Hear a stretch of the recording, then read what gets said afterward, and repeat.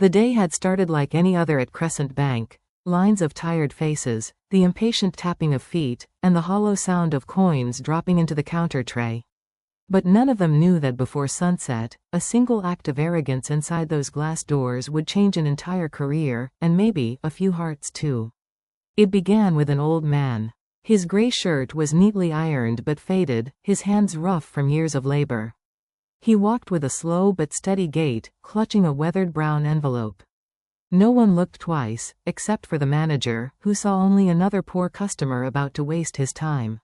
"Next," barked the manager, not lifting his eyes from the screen. The old man smiled faintly and stepped forward. "Son, I need to check my account balance. I believe there's still some money left." The manager sighed loudly. "Do you even have an account here, old man? Which branch opened it for you? These days people come in asking about accounts that don't even exist." He smirked at his staff, who chuckled softly. The old man nodded politely. "Yes, I've had this account for quite some time. I was told my savings would be safe here." The manager rolled his eyes, snatching the envelope and typing in the number written on the back. "You probably have 200 rupees left, if anything. Why not withdraw it and close it? We don't run a charity." A faint smile touched the old man's lips. "If there's a balance, I'll pay you double," he said quietly. The entire staff burst into laughter. One of the tellers even dropped her pen. "Did you hear that?" the manager said mockingly. "He'll pay me double if he has a balance. Sir, if you had that kind of money, you wouldn't be dressed like this." The old man didn't respond. He simply waited, his eyes calm, as if he'd heard such laughter many times before. The room grew silent when the manager's screen blinked and froze. The number on the screen made his breath hitch. The account balance read, 874,200,000 rupees. For a long moment, no one spoke. The manager blinked, thinking it must be an error. "This can't be right," he muttered. "It's impossible." The old man leaned closer. "I suppose that means you'll need to pay me double then?" He smiled, but it wasn't mockery, it was gentle, almost sad. "Don't worry, son. I didn't come for your money. I came to see how you treat the people who trust you."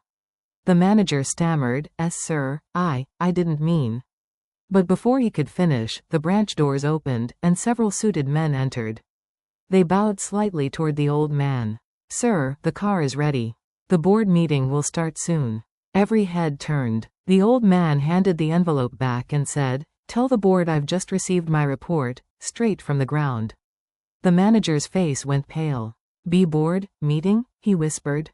"Yes," the old man said softly. "You see, I'm not just a customer. I'm the founder of Crescent Bank, the one you laughed at a moment ago." The room went completely silent. Even the ticking of the clock seemed to pause. A week later, the same manager stood outside the main headquarters, nervously fixing his tie. He'd been summoned to attend an internal review, though no one had told him why. He walked through the marble-floored halls, his heart pounding. Inside the meeting room sat the same old man, no longer in worn clothes but in a crisp navy suit. Yet his eyes held the same calmness as before. "Sit down," the CEO said gently. The manager obeyed, hands trembling. "I used to be like you," the CEO began. "I started as a teller. I was poor, mocked, underestimated. But every person who came to me, I treated with respect, because I knew how it felt to be ignored." The manager swallowed hard. "Sir, I'm truly sorry. I didn't mean to." "I know you didn't," the CEO interrupted softly. "That's the problem. You didn't mean to, but you did it anyway. You looked at someone's clothes and thought you saw their worth. You forgot that banks don't just handle money, they handle trust." Tears welled in the manager's eyes. "Please, sir, give me one more chance.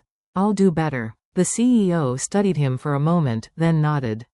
"Everyone deserves one more chance. But you'll earn it, not behind a desk.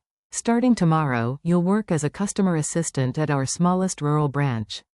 Meet the people you once looked down on. Learn from them. And if, in 3 months, they say you've changed, you'll return." The manager bowed his head. "Thank you, sir. I will not fail again." 3 months later, that same man stood outside a small village bank, dust covering his shoes.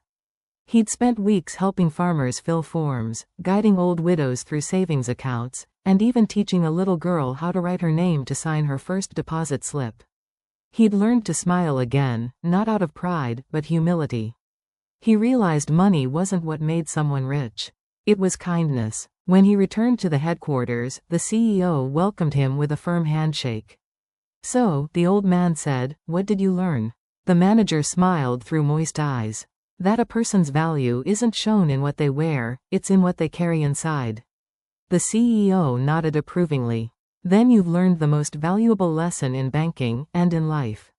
As the two men walked through the bustling office, employees greeted them with respect.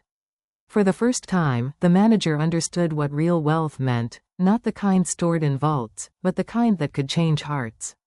And as he looked at the CEO, the words the old man once said echoed in his mind. "I'll pay you double if you have a balance." He finally understood. The balance was never in money. It was in character.